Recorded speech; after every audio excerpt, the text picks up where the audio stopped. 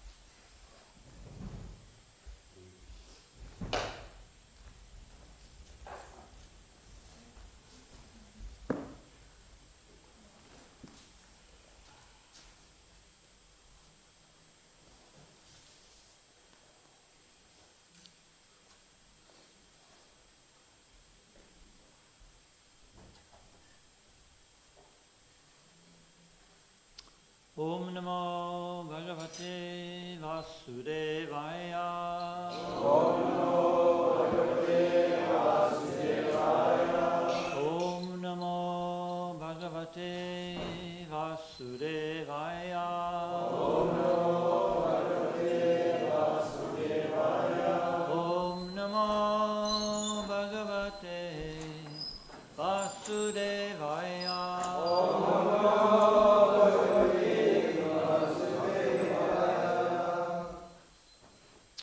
Reading from Srimad Bhagavatam, Canto 2, Chapter 10, text number 1 to 3.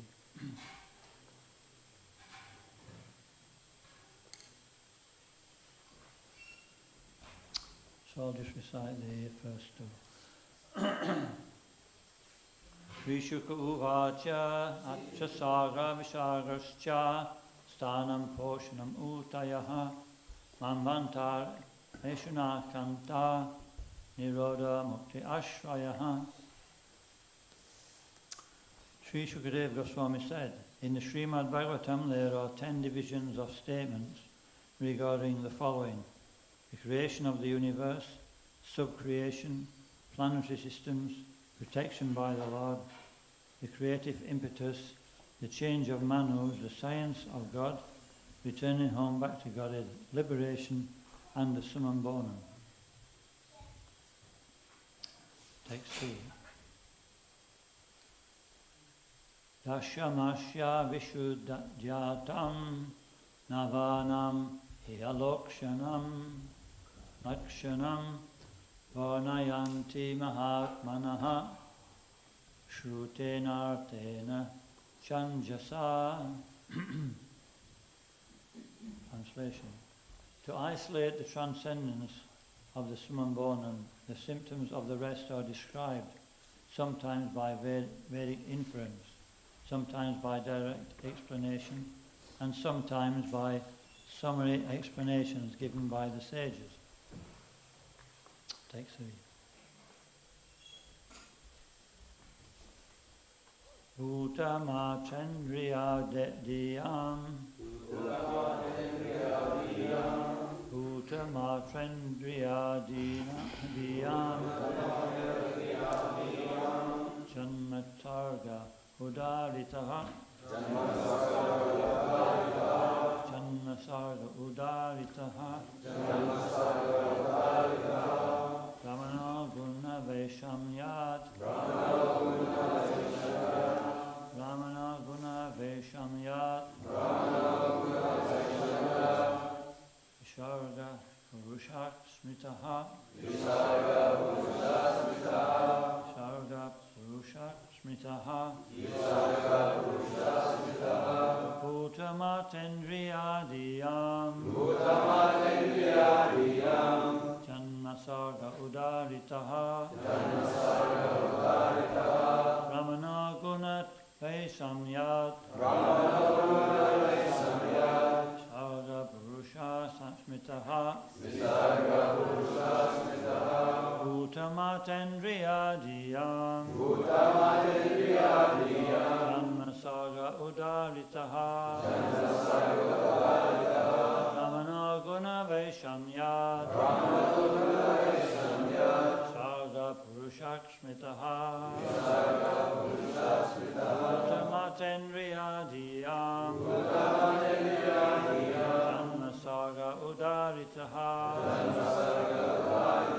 Brahmano guna vaishamya. Sarga purusha smitaha.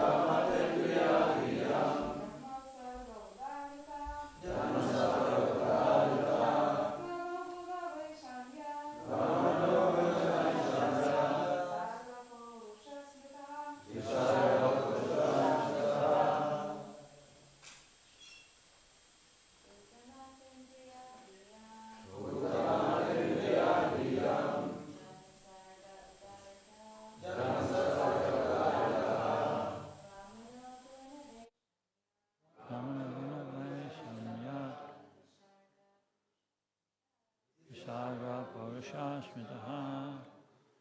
Bhuta, the five gross elements, the sky, etc. Matra, objects perceived by the senses. Indriya, the senses. Dhyan, of the mind. Janma, creation. Sarga, manifestation. Udaritaha is called the creation. Brahmanaha, of Brahma, the first Purusha. Gunaveshamyat, by interaction of the three modes of nature. Visargaha, recreation. Not recreation, but it's recreation, yeah. Sometimes we write re when it means regarding, don't they? Purushaha, resultant activities. Smritaha, it is so known. Translation. The elementary creation of 16 items of matter, namely the 5 elements, fire, water, land, air and sky, sound, form, taste, smell, touch, and the eyes, ears, nose, tongue, skin and mind, is known as Sarga, whereas subsequent resultant interactions of the modes of material nature is called visarga. In response, please, the elementary creation of 16 items of matter, namely the 5 elements, fire, water, land, air and sky. Sound, form, taste, smell, touch, and the eyes, ears, nose, tongue, skin and mind, is known as Sarga, whereas subsequent resultant interactions of the modes of material nature is called visarga. Purport. In order to explain the 10 divisional symptoms of the Srimad Bhagavatam, there are 7 continuous verses. The first of these, under reference, pertain to the 16 elementary manifestations of earth, water, etc., with material ego composed of material intelligence and mind. The subsequent creation is a result of the reactions of the above-mentioned 16 energies of the first Purusha. The Mahavishnu incarnation of Govinda I'll read that again. The subsequent creation is a result of the reactions of the above-mentioned 16 energies of the first Purusha, the Mahavishnu incarnation of Govinda, as later explained by Brahma in his treatise Brahma Samhita 5.47 as follows. Ya karanana vajale bhajati sma yoga nidram ananta jagadanda samam rakshupa adara shakti mavalam yaparam swamurtim govindamadi purusham tamaham vajami. The first Purusha incarnation of Govinda, Lord Krishna, known as the Mahavishnu, goes into a yoga nidra, mystic sleep, and the innumerable universes are situated in potency in each and every hair hole of his transcendental body. As mentioned in the previous verse, Shrutena, or with reference to the Vedic conclusions, the creation is made possible from the Supreme Personality of Godhead directly by manifestations of his particular energies, such as a Vedic reference. The creation appears to be a product of material nature. Without such a Vedic reference, the creation appears to be a product of material nature. This conclusion comes from a poor fund of knowledge. From Vedic reference, it is concluded that the origin of all energies, namely internal, external, and marginal, is the Supreme Personality of Godhead, and as explained hereinbefore, the illusory conclusion is that creation is made by the inert material nature. The Vedic conclusion is transcendental light, whereas the non-Vedic conclusion is material darkness. The internal potency of the Supreme Lord is identical with the Supreme Lord, and the external potency is enlivened in contact with the internal potency. The parts and parcels of the internal potency which react in contact with the external potency are called the marginal potency or the living entities. Thus, the original creation is directly from the Supreme Personality of Godhead, or Parabrahman, and then secondary creation, as a reactionary result of the original ingredients, is made by Brahma. Thus, the activities of the whole universe are started. Om Gyantimirandasya Gyananjana Shalakaya Chakshurun Militam Jena Tasmai Shri Guruve Namaha Nama Om Vishnu Padaya Krishna Prasaya Bhutale Srimati Bhaktivedanta Swami Niti Namine Namaste Saraswati Devi Gauravani Pracharine Nirvishesha Shunyavadi Pastatya Deshatarine.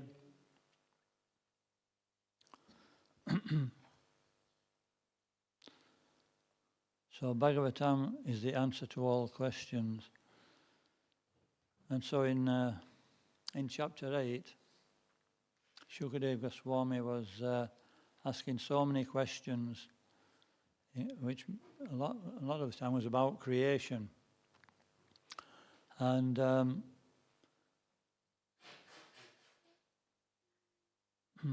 so then in the rest of the Srimad Bhagavatam, these questions are answered all the way through, but mostly in the first 4 cantos. So that's a lot of the Bhagavatam. It's after the 12 cantos. That's, say if you numbers, they're all equal in volume of words. It's a third. And a lot of these explanations, especially in the 3rd canto, are about creation. And in the 3rd canto about creation. That goes into the 4th to some degree also. And here we are in the 2nd canto, a lot of this is about creation. So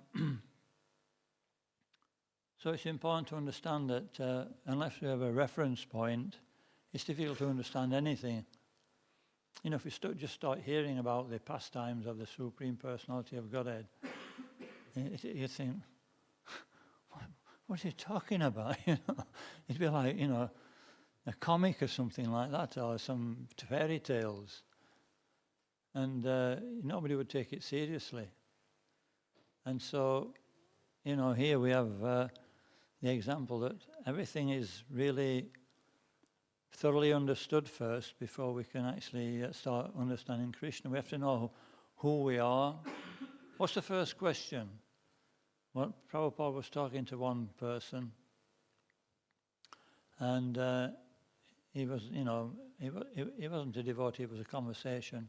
He says, why is there anything? He thought that was the original question, and Prabhupada says, that's wrong. That's the wrong premise. He says, that's not the first question. The first question is, what was it? No. Prabhupada said, where does everything come from? He said, that's the first question. What's the source of everything? Because, who am I? We're coming from that source. So Prabhupada corrected him. And so this is why Bhagavatam is going into so much detail. And then in Bhagavad Gita, it mentions in the 9th chapter about the summum bonum of the Bhagavad Gita, which is, devotional service. And straight after that, what does it say? Now I will explain to your knowledge, more confidential, more important. And then it starts talking about, the opulences of the Absolute.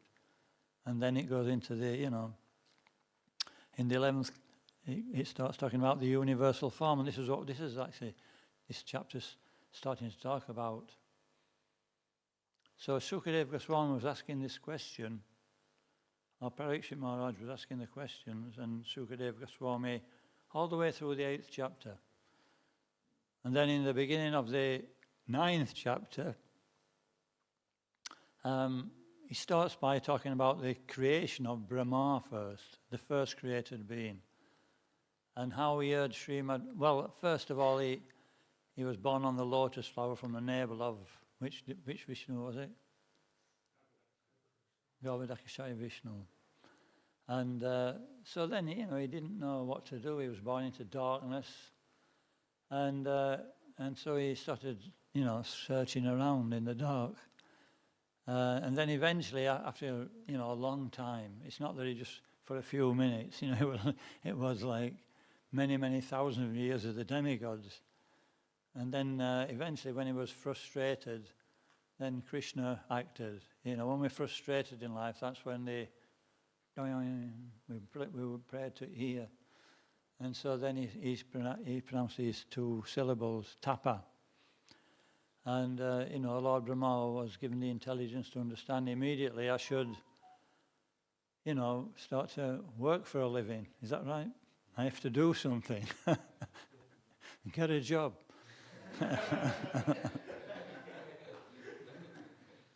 So not that kind of work. He sort of performed tapasya. And by this tapasya, he pleased the Supreme Lord. And then the Lord appeared before him. And he showed him the whole spiritual world. So this is a result of tapasya. We may think that sometimes, when are we going to get some nectar, some bliss, I mean, we've just had some nectar and bliss in Kirtan, but, it could be more, right? So this tapasya actually is good. It's good for us, and when we start to get some taste, we appreciate it. As soon as when we perform tapasya, it seems like forever. But then as soon as we get a taste, what happens? It's all forgot immediately. And so this little bit of tapasya we're performing in devotional service is very negligible. As soon as we get a taste, it's forgotten. And so Brahma was like that, in all his tapasya, he was in ecstasy, and then he started asking a question. He asked for the Lord asked him, "Do you want a benediction? I'll give you a benediction." And so that's when he asked the 4 key questions, which Lord Garbhodakashayi Vishnu answered in the Chatur Shloki. And then, obviously, when he got that information, he gave that to Narad, and then Narad gave it to Vyasadeva. This is in the 1st Canto, 5th chapter. And so then now we start with this verse, with this chapter. And, the first thing it starts with is Sarga. Now Brahma's, spoke the Chatur Shloki, and so these 10 subjects of the Srimad Bhagavatam are expansions of the Chatur Shloki. It's, we've got the condensed version in 4 seed verses. Now we're expanding it into 10 verses, or 10 subjects. And the first 9, if you read them, they're all about this material world. And the last one is about Sumambonam, is about a Shraya taking shelter of the person who is the shelter of the whole creation. So that's why we work through Bhagavatam very methodically to, understand our position in relation to this world, in relation to everybody else, and in relation to the spiritual world. And then, this builds up confidence. And if we have a map, we have confidence, don't we?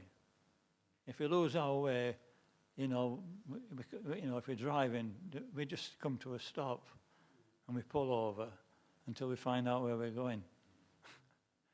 So this is the process. We have a roadmap, and Bhagavatam's that roadmap. So we're starting with the beginning, Atra Sarga, Visarga, Atra Sarga. So Sarga is the first creation, the 16 elements, which is mentioned. They form, the basic principles to actually enjoy this world, the ingredients. But there's no forms. They're there. And so it's the same in anything, the Supreme Lord supplies and we utilize and we think we're creating. Prabhupada was saying, like a tree has fruits, if it's a pious tree, right? So Prabhupada said, where does the taste in the fruits come from? Where does the citric acid come from? The taste comes from the citric acid or whatever particular chemicals are there, right? So then Prabhupada says, but, so where that's coming from the life of the tree. There's life in the tree. We can see that by the way the fruits are growing, the way the leaves are growing, the way the bark is. Everything's coming from a life force. So the chemicals are coming from life.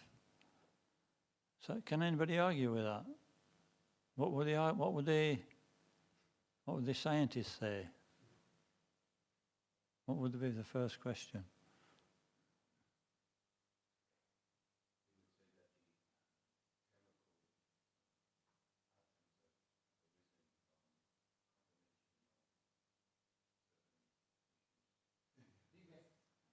And then what would Prabhupada say?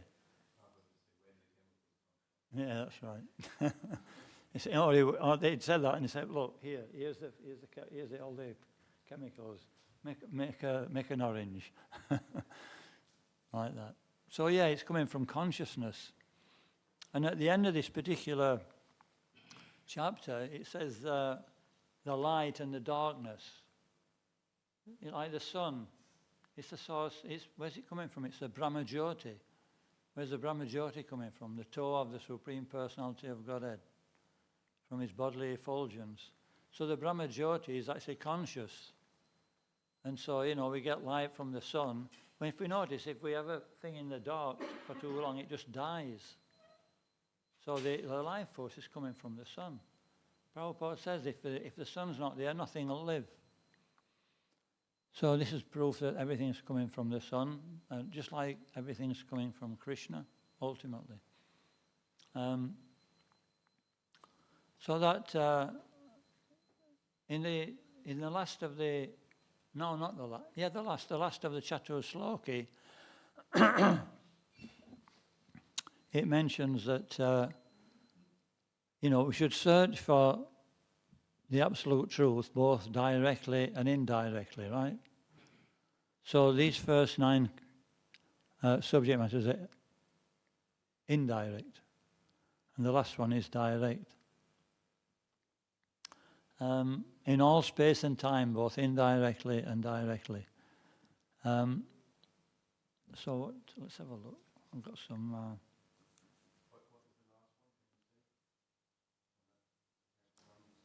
What's that? Ashraya. Yeah, or Samambonam, the absolute truth. Or Ashraya means that which gives shelter. So, that's giving shelter to the whole of the material and spiritual creation. Just wrote some things down here.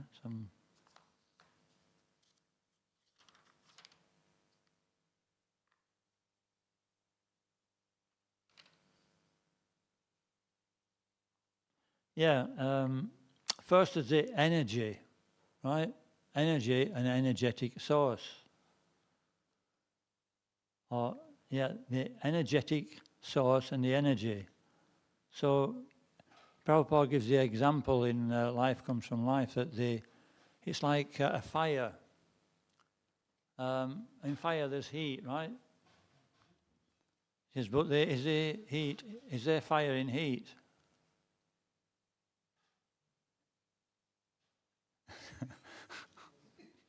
I have to think about that one. Is there fire in here? Who says yes? Put it on. Is it warm in here? Is there some heat? Is there any fire? So, in other words,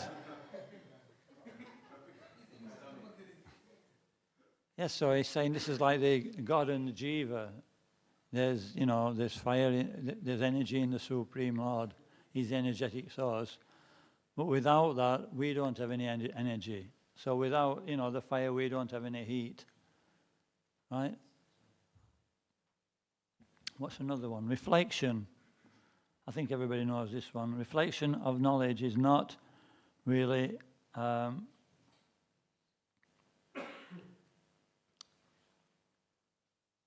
reflection. In a reflection, everything's different. Everything's the wrong way around. What's knowledge? What's real knowledge? When it's reflected in the material world, it becomes ignorance. This is another one. And last one, which proves that we cannot understand God by our own limited endeavor.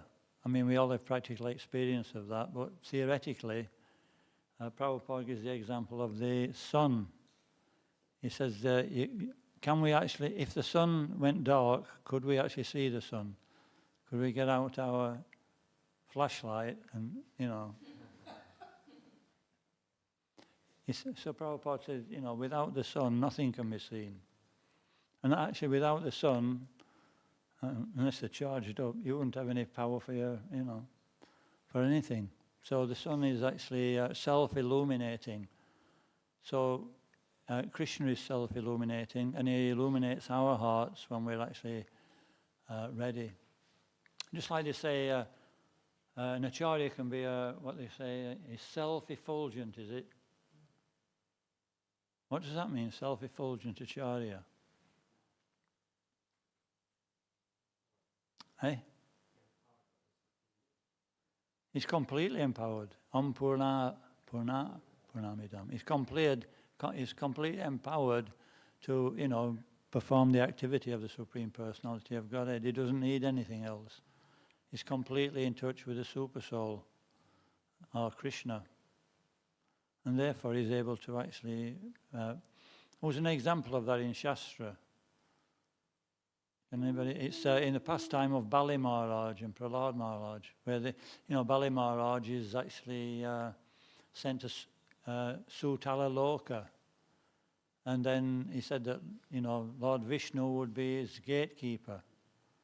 And he would protect him from the demons. And he said he would have all opulences even greater than the heavenly planets. And then he said, and then we'll send Prahlad Maharaj. Why did he send Prahlad Maharaj?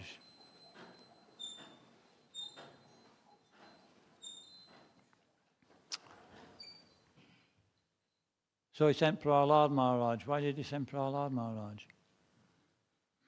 Hey?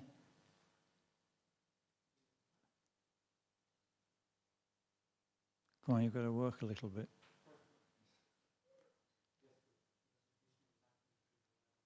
Hey? Vishnu was asking? Vishnu was acting through Prahlad Maharaj. Prahlad Maharaj was in touch with the Super Soul. Yeah, that's the next question. He's in front. He's in front. So yeah, he sent Prahlad Maharaj to give him association. And I was thinking when I heard that, when I first heard that, who gave Prahlad Maharaj association? And the person I was asking, he was thinking for a while, and he said, he has his own association. And at that point, I thought, I can't understand that. But then, when we think about self-effulgence and empowerment and Shakti Avesh, then we can understand that that's the point. If we're so empowered, like Prabhupada, when he went to New York, he was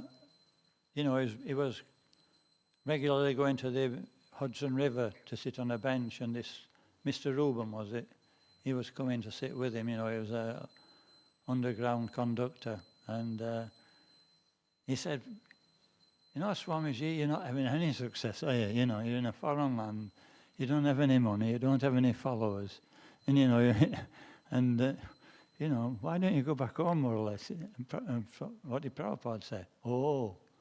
He said, I'm so successful. He said, I'm in this rotten city of New York, contaminated city, and I'm still Krishna conscious. He says, and when he took his disciples, he was speaking to his disciples, he says, I can do this. Me and Bhaktivinoda Thakur can do this, but you can't. So that's self-effulgent. Okay, so the light, this material world is life. It's coming from light. It's coming from the energy of the Supreme Personality of Godhead. So in the second verse of the Chatur Sloka, it says, Rite artam yat pratyeta, na pratyeta chatmani, tad vidyat atmano mayam, yato basa yato tamaha. And it's saying that anything that appears to be of any value in this world, if it isn't in connection with me, has no reality. It's like a reflection of in the darkness. So Prabhupada explains that in different ways in the purport. But Prabhupada explained this verse in that purport itself. He said that dovetailing everything with Krishna is yogamaya. That's light. Or reality, yukta vairagya. And seeing anything separate from Krishna is mahamaya. So this is described as Vigyan, realization, or the Sambandha knowledge. Understanding, who we are and where we're going, and also realization of that. So yeah, we're dealing with Sarga up to the middle of this chapter, then we go into Visarga. Visarga means that these elements are useless unless they're actually given, unless they're actually used in a certain way, they're combined in a certain way. So this is Lord Brahma's particular expertise given by Krishna, that he was given the information and ability to create all different species of life within the universe. And this is what the 10th chapter particularly deals with, is the formation of our senses and our body so that we can actually function in this world. So this is the difference between the Lord's creation, and this is the difference between Lord's creation and Lord Brahma. And it's the same with anything in this world. It's the same principle, that nobody creates anything. We may, manipulate things to get a certain result, but both the result and the intelligence to actually do that are coming from Krishna. So this is actually not a reflection anymore. The scientists, anybody in this world who's thinking like that, they're in the darkness of ignorance. Anybody who's thinking in relationship to Krishna, then we come into the real understanding of activity in this world, a real understanding of any activity, actually.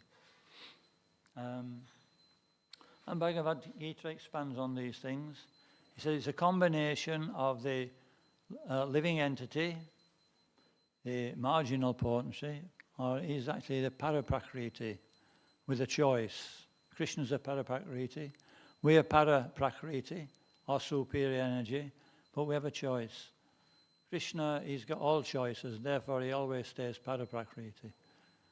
And the lower energy is the aparaprakriti.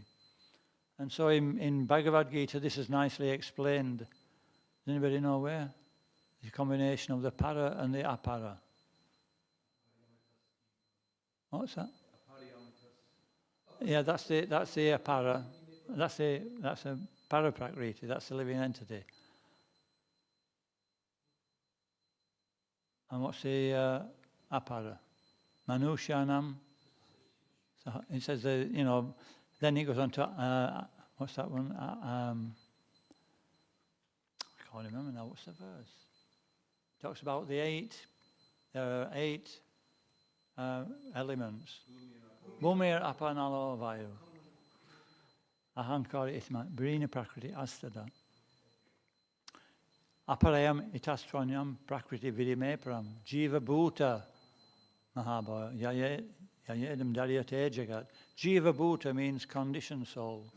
So the conditioned soul is manipulating these elements, which is mentioned in the previous verse.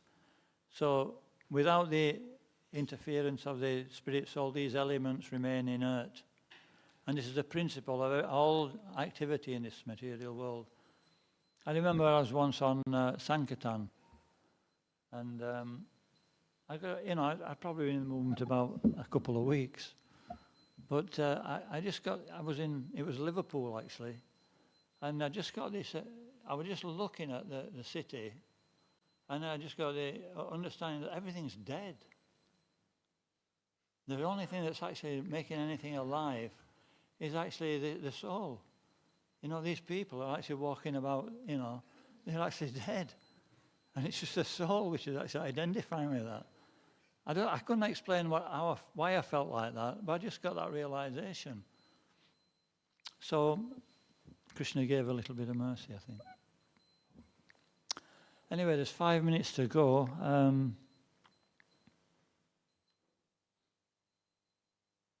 So if you read the 7th chapter of Bhagavad Gita, especially up to text 12, the very nicely understand this primary creation and the combination of the living entity.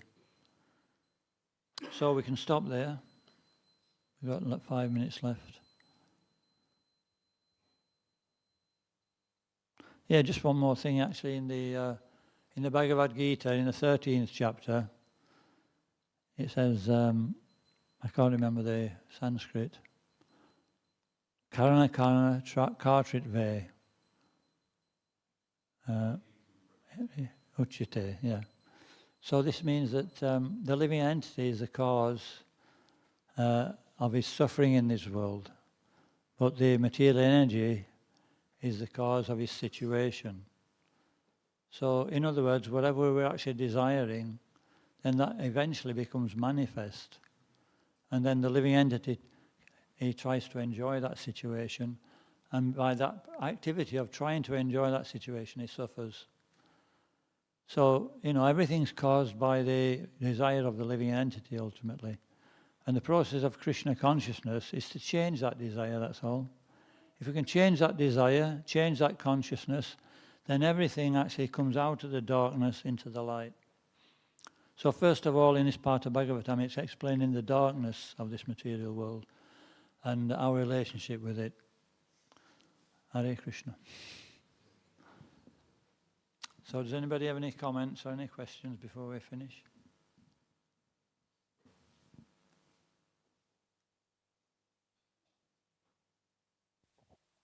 So Maharaj, so there's a group of people, they have some enlightenment, kind of, and they would think that everything is a play, because the whole thing is Krishna's play and his pastimes, and so they don't take the spiritual life too seriously, but they also think it's a play, so they just have fun in this life, and they might get through okay, they might have some realizations or some purity, but they won't commit themselves.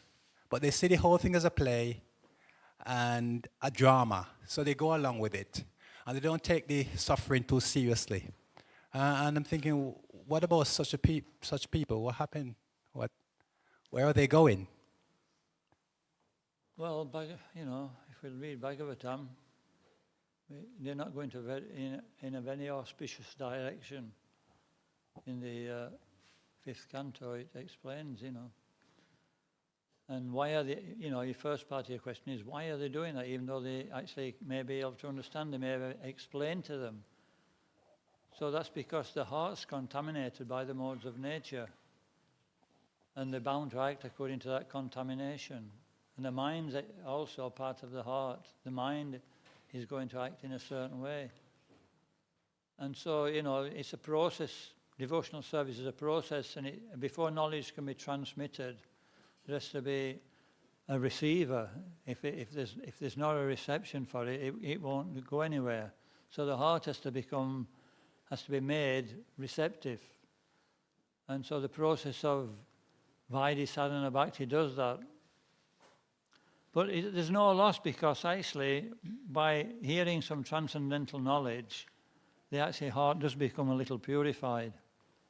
By taking some prasadam, the heart becomes a little purified. And by, association of devotees, we get purified. And that purification means we're able to understand, even if we're illiterate, if the heart's purified and we're serious, then Krishna will actually give us the necessary understanding to go forward. So that's our duty, is that even though, it just seems like a dead loss sometimes, that it's not, that they're starting their spiritual life, and at some point, we may not see that. We want to see everybody we contact, they come to the temple, we shave them up, This used to be the thing in the 80s, everybody who came to the temple, if they came for 4 or 5 times, they were they started losing their hair, But it don't happen like that now. They come once and then you don't see them again. Maybe we may see him again, but so we have to keep in touch online somehow. Keep out there. But they have got some purification, and at some point, we can actually it can be built upon like that. Shave them and save them.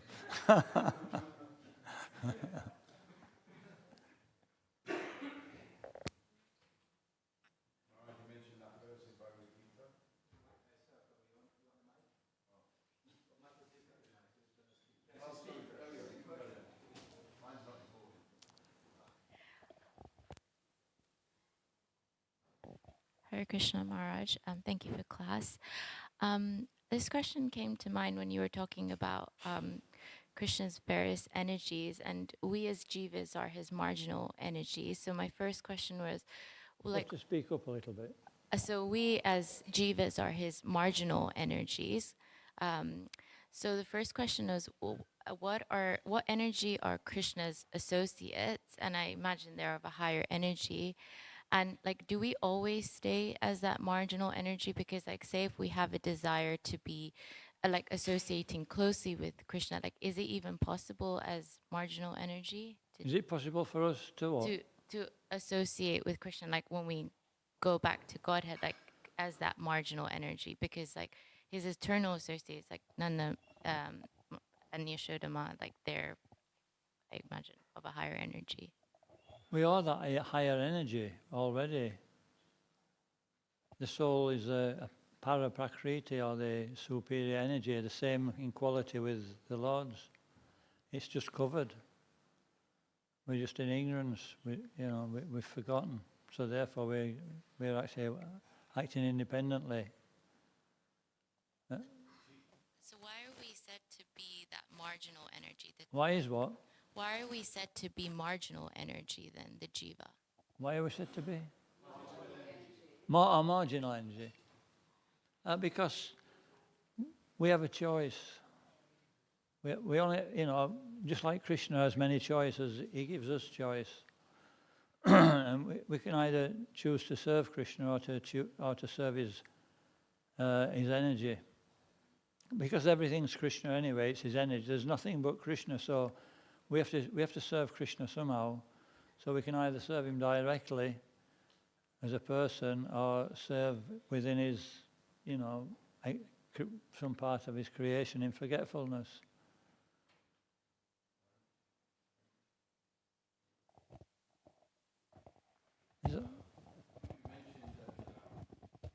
Yashodananda, did you? Yeah, so she's asking about the distinction between Krishna's associates, eternal associates, and the marginal energy. They're different categories.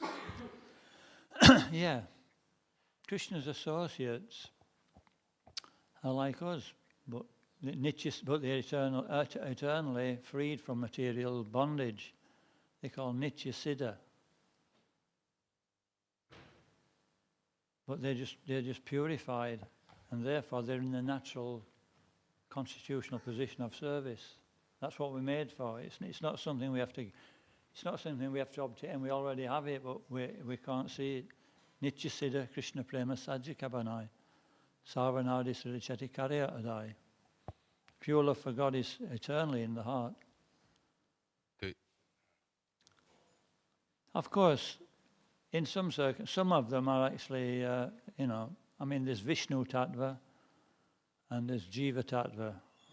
When the Jiva Tattva, or the soul, or the living entity like us, decides to serve separately, it's called Jiva Bhuta.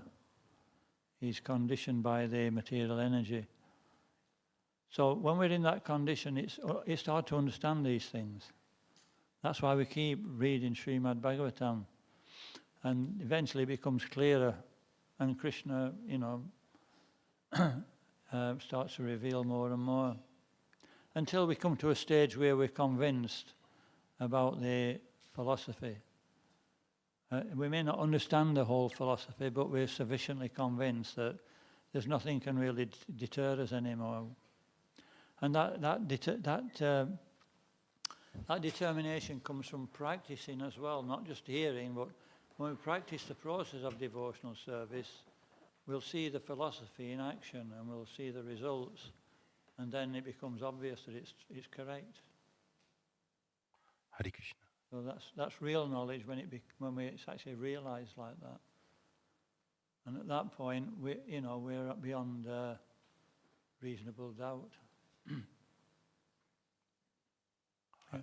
Yeah, I used to be confused about this when I was a younger devotee, but the way to clarify it is quite easy, is that all Krishna's eternal associates, like Nanda, Yashoda, they're all expansions of Swarup Shakti. So they're not technically marginal. They're part of Krishna's eternal Leela and Nitya Siddha, but they're not technically marginal Jiva Shakti. They're different Shakti. Yeah. Yeah, we can't take their position, but we can serve with them. Nanda Maharaj, Yashoda, they're all, a different category. They're eternally serving Krishna.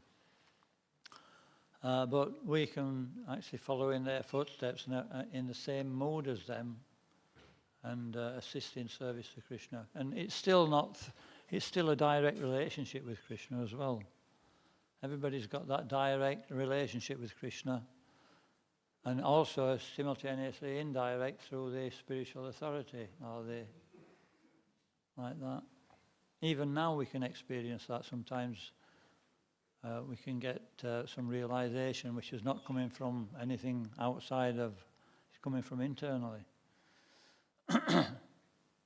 But the process is to inquire and associate with devotees, take their advice, check with Shastra whether it's correct, and then, also any realization we get, if it corresponds to what we're hearing, we can understand that it's actually proper knowledge. Yeah?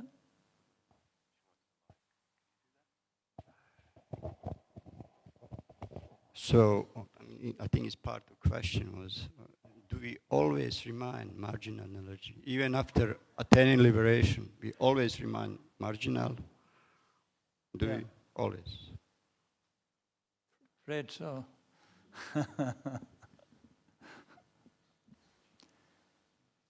Yes, we can fall down anyway. I mean, the thing is that Krishna's omnipotent, and so he can do anything. So I'm just going to leave it at that. But what Shastra says is that we're eternally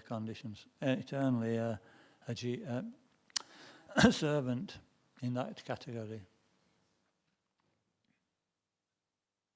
So interesting concept is like eternally liberated person. That means Krishna created this is actually Krishna himself. This concept doesn't go in my head. What means eternally liberated? They're always liberated. They're always almost like Krishna expansions. So this concept of marginal. Why are they eternally liberated? Yeah, why are they eternally liberated? There's eternally liberated means as soon as we become purified, we're considered eternally liberated. Mm-hmm. Because we're still marginal anyway. I'll give you an example, shall I? Like this verse, Yakara Nanava Jale Bhajatisma Yoga. In the next verse, it says, Yashyaika Nivasita Kala Matavalamyo Jivanti Loba Vilaja Jaganandanatha Vishnu Mahansahiya Yasha Kala Vishesho. So it's saying that all the great personalities who live for, like, I think Brahma lives for 311 trillion years, right? It says, like Brahma and Lord Shiva, they're coming from the body of Mahavishnu ultimately, of Garbhodakashaya Vishnu. He says, and they only stay alive as long as one breath of Mahavishnu. So, this sojourn in this material world is so infinitesimally small, you know what I mean? But we just see it's like forever. in comparison. You know, and that's just one breath of his sleep, and he's sleeping for 12 hours. Is it 12? Or is it 6? Anyway, he's sleeping for at least 6 hours. And, so that's a long time. And that's why this material world, it's called Yoga Nidra. This is why it's called a dream. Because Mahavishnu's, Garbhodakashaya Vishnu, Mahavishnu is asleep.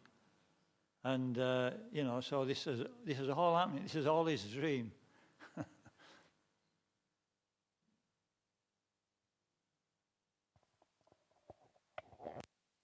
Yeah?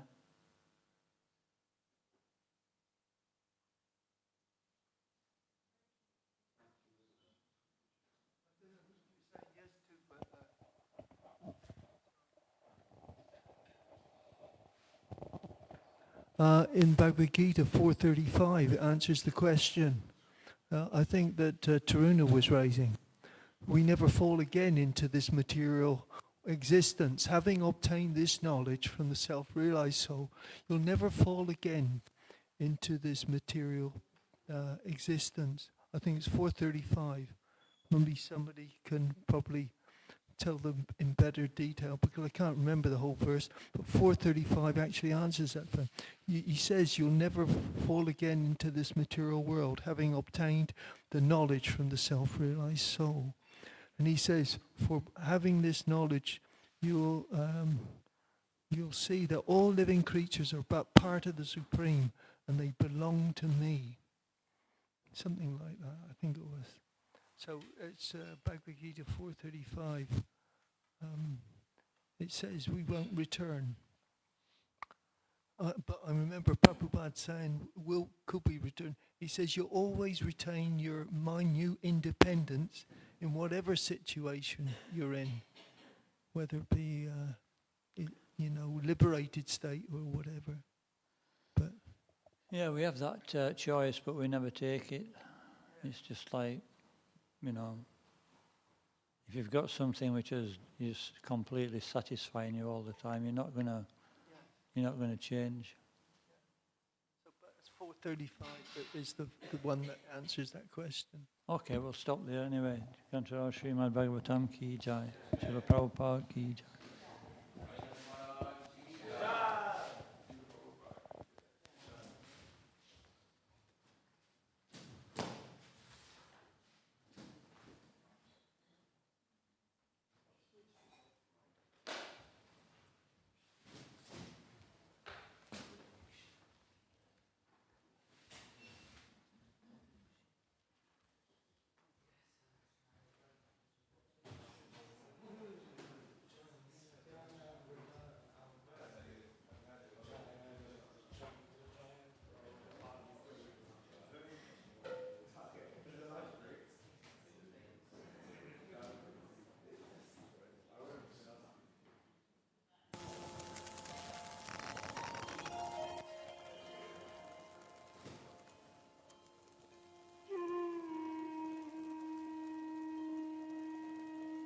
Hare Krishna, Krishna Krishna, Hare Hare, Hare Rama, Rama Rama, Hare Hare. Hare Krishna, Krishna Krishna, Hare Hare, Hare Rama, Rama Rama, Hare Hare. Hare Krishna, Krishna Krishna, Hare Hare, Hare Rama, Rama Rama, Hare Hare.